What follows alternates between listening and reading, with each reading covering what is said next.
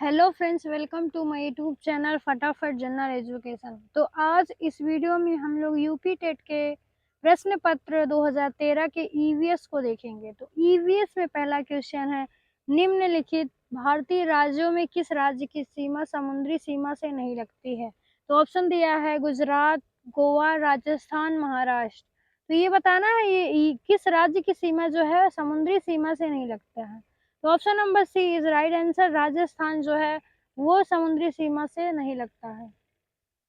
राजस्थान एक स्थलबद्ध राज्य है। इस राज्य की सीमा समुद्र तट से नहीं लगती।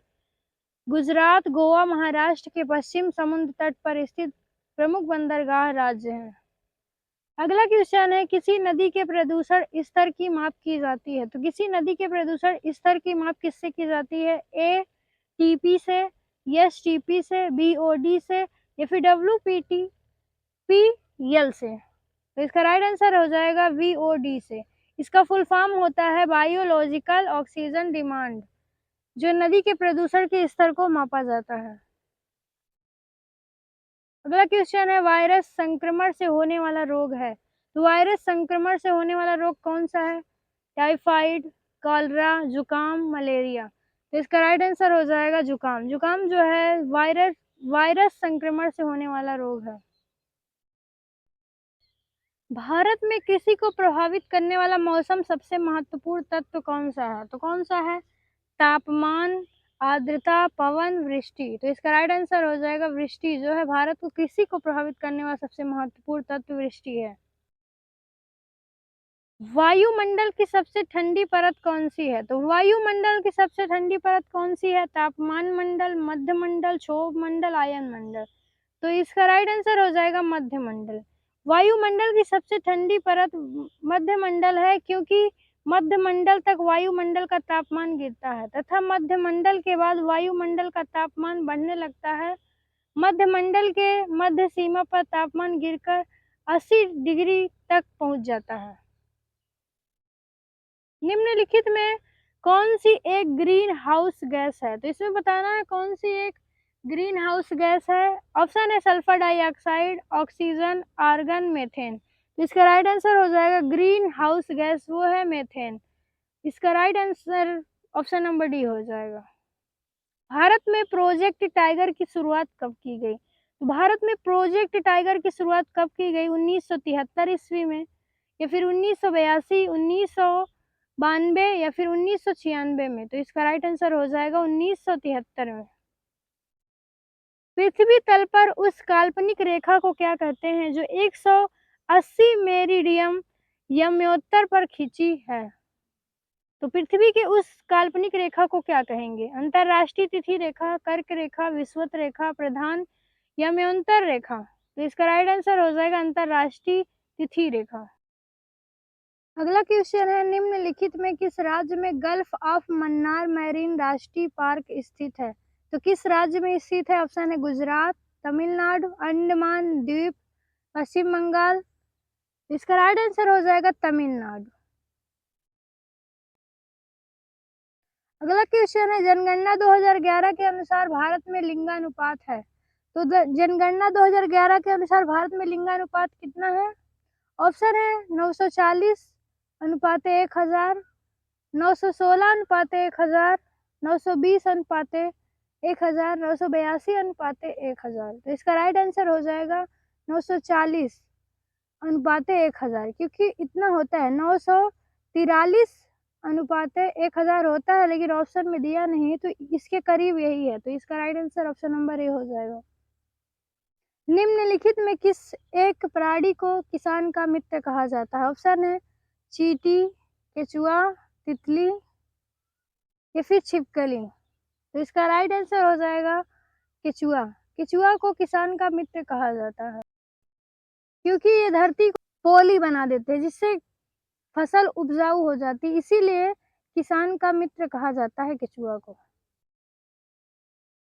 पर्यावरण को बचाने के लिए चिपको आंदोलन से कौन सा राज्य जुड़ा हुआ है? ऑप्शन है कौन सा राज्य जुड़ा हुआ है? उत्तर प्रदेश, झारखंड, उत्तराखंड या छत्तीसगढ़।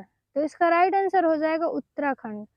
चिपको आंदोलन की शुरुआत वृक्षों के कटाव के विरुद्ध प्रसिद्ध पर्यावरणविद सुंदरलाल बहुगुणा तथा चंडी प्रसाद भट्ट के नेतृत्व में उत्तराखंड के चमोली जिले से की गई थी। इस आंदोलन को वर्ष 1973 में प्रारंभ किया गया।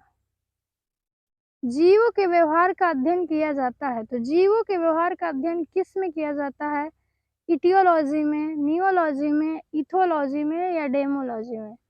इसका राइट आंसर हो जाएगा इथोलॉजी में जीवों के व्यवहार का अध्ययन किया जाता है।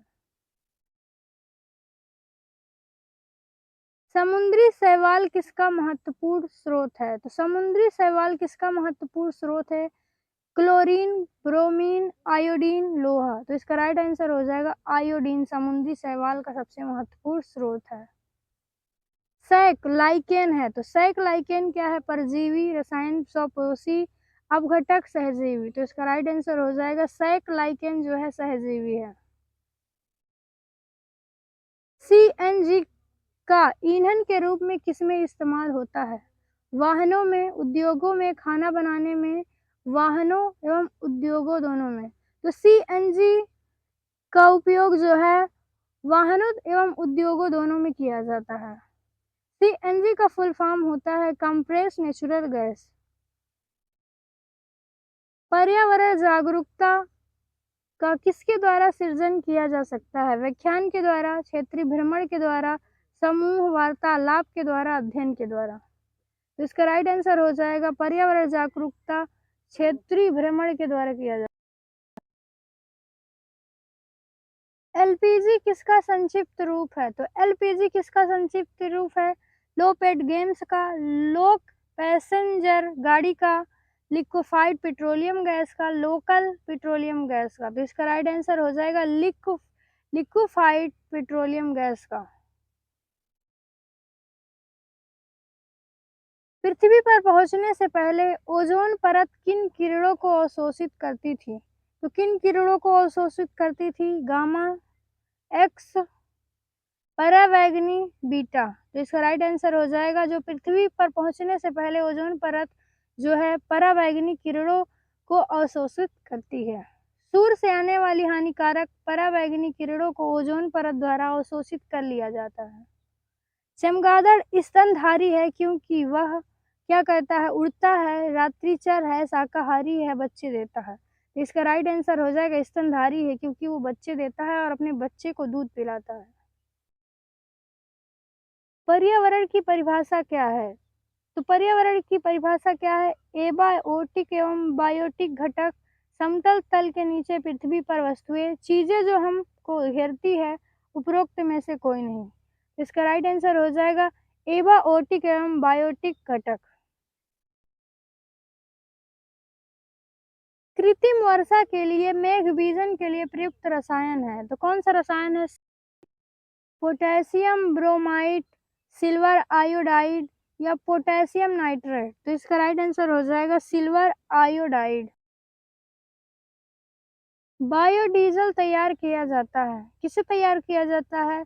यूट्रिकुलेरिया, जैट्रोफा, देवदार, यूकेलिप्टस। तो इसका निर्माण बायोडीजल का निर्माण जो है जैट्रोफा के पौधों से तैयार किया जाता है। विश्व ओजोन दिवस मनाया जाता है। तो विश्व ओजोन दिवस कब मनाया जाता है? 21 मार्च, 16 सितंबर, 25 अप्रैल, 5 जून। तो इसका राइट आंसर है 16 सितंबर को विश्व ओजोन दिवस मनाया जाता है। यह दिवस ओजोन संरक्षण की जागरूकता के लिए मनाया जाता है। सिल्वीकल्चर संबंधित है। तो सिल्वीकल्चर किससे संबंधित है? वन एवं वन उत्पाद से, सिल्क से, फूल से और वरक से। तो इसका राइट आंसर है वन एवं वन उत्पाद से। निम्नलिखित में किस जनपद में चंद्रप्रभा वन्यजीव अभयारण्य स्थित है? तो चंद्रप्रभा वन्यजीव किस जनपद में स्थित है? लखीमपुर खीरी, चंदौली, लखनऊ, वाराणसी। तो इसका राइट आंसर है चंदौली में। निम्नलिखित में कौन द्वितीय श्रेणी का उपभोक्ता है? हाथी, सांप, शेर, बकरी। तो द्वितीय श्रेणी का उपभोक्ता सांप हो जाएगा। झूम खेती होती है। तो झूम खेती कहाँ होती है? केरल में, बिहार में, मेघालय में, तमिलनाडु में। तो झूम खेती जो है मेघालय में होती है। सूक्ष्म बर्फ किसका ठोस रूप है? तो सूक्ष्म बर्फ जो है किसका ठोस रूप है? अमोनिया का, कार्बन डाई ऑक्साइड का, नाइट्रोजन का, ऑक्सीजन का? तो इसका राइट आंसर है कार्बन डाइऑक्साइड का।